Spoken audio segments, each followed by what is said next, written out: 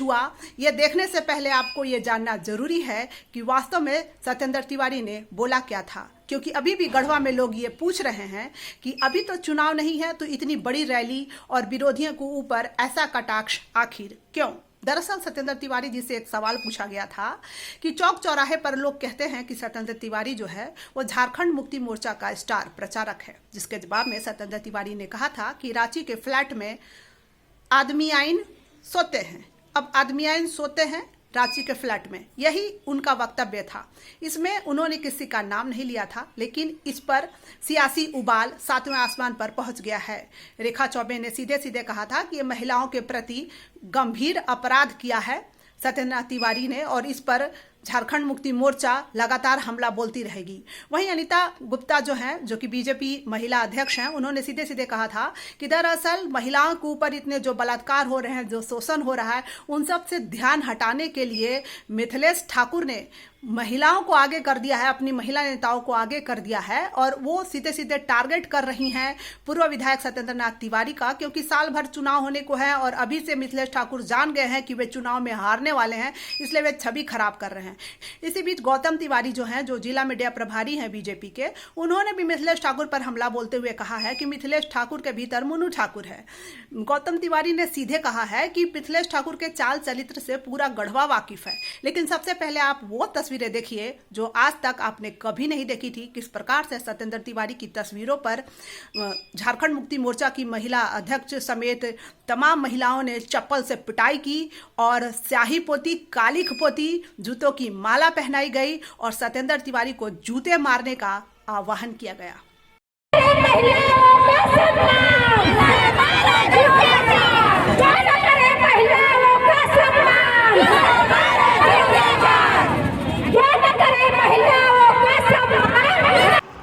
मंत्री के इशारे पर माननीय विधायक सत्येंद्र तिवारी जी को में लांछन लगाया जा रहा है व उनका अधिक धूमिल किया जा रहा है, वह गलत है। यह रेखा चौबे जो बोल रही हैं वह गलत बोल रही हैं, गलत बयानबाजी दे रही हैं। यह अपने पहले सोच ले कि किनका देन है कि आज रेखा चौबे के जिला में परिचय बना है। वह माननीय सत्येंद्र तिवारी जी का देन है, जो कि उनको अपने से सहयोग करके जिला का उपाध्यक्ष बनाने का काम माननीय सत्येंद्र तिवारी जी किए हैं। यह सब लोग जानता है, हम लोग भी जानते हैं। जब इनके रेखा चौबे जी के हस्बैंड जब जीवित थे तो एक बार उनके चैम्बर में बात चल रही थी, हम भी थे उसमें प्रमाणित के तौर पर, कि जब पूछ रहे थे रेखा चौबे के हस्बैंड राकेश चौबे जी कि विधायक जी को तुम विधायक मानती हो या भाई मानती हो, तो रेखा चौबे उस दिन बोल रही थी कि हम विधायक जी को भाई मानते हैं। तो आज उनका भाई कहाँ चले गए?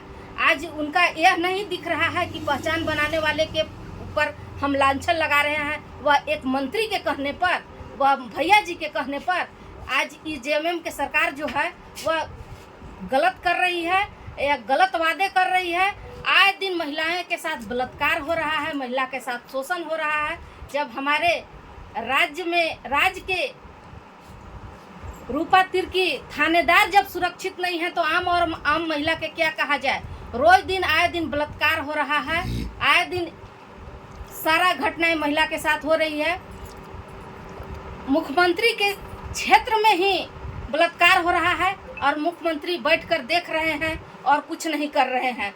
मंत्री जी के क्षेत्र में व्यवसायी महिला के साथ मारपीट हो रहा है, वो भी मंत्री जी देख रहे हैं। क्या रेखा चौबे के यह नहीं दिख रहा है कि व्यवसायी महिला के साथ मारपीट हो रहा है और रेप हो रहा है, महिला के साथ, लड़की के साथ बलात्कार हो रहा है। आज कहती है कि हम रोड पर उतरेंगे हम महिलाएं के लेकर के। तो क्या भारतीय जनता पार्टी में महिला की कमी है या राष्ट्रीय पार्टी है? जेएमएम के पास जितना सभी मिला के कार्य करता है, चाहे महिला हो, चाहे पुरुष हो, चाहे युवा हो, उतना से ज़्यादा हमारे भारतीय जनता पार्टी में महिला कार्य करता है। वह जब निकलेगी सड़क पर तो हम सड़क और सदन एक कर देंगे हम लोग महिला, भारतीय जनता पार्टी की महिला। आज विधायक जी के बढ़ते जनाधार को देखकर मिथिलेश ठाकुर जी भैया जी हतोत्साहित हो गए हैं और अपने नहीं बोल करके महिला को आगे कर रहे हैं। अरे करना है तो सामने आकर के वो न डिबेट देते और बोलते। एमएम कार्यकर्ताओं के द्वारा जो आरोप लगाया जा रहा है, अनर्गल बयान दिया जा रहा है, कहीं न कहीं उनके अंदर घबराहट बना हुआ है। बढ़ते जनाधार को देखते हुए जो हमारे सत्येंद्र तिवारी सारे प्रखंड में जो कार्यक्रम लगातार कर रहे हैं और जो भीड़ उमड़ रही है, वह जन सैलाब कहीं न कहीं परिवर्तन का लहर ला रही है। और आने वाला समय में यह जो बोलते हैं 2024 का बात है, तो 2024 में इनको बूढ़िया बिस्तर बांध के यहाँ से जाना पड़ेगा।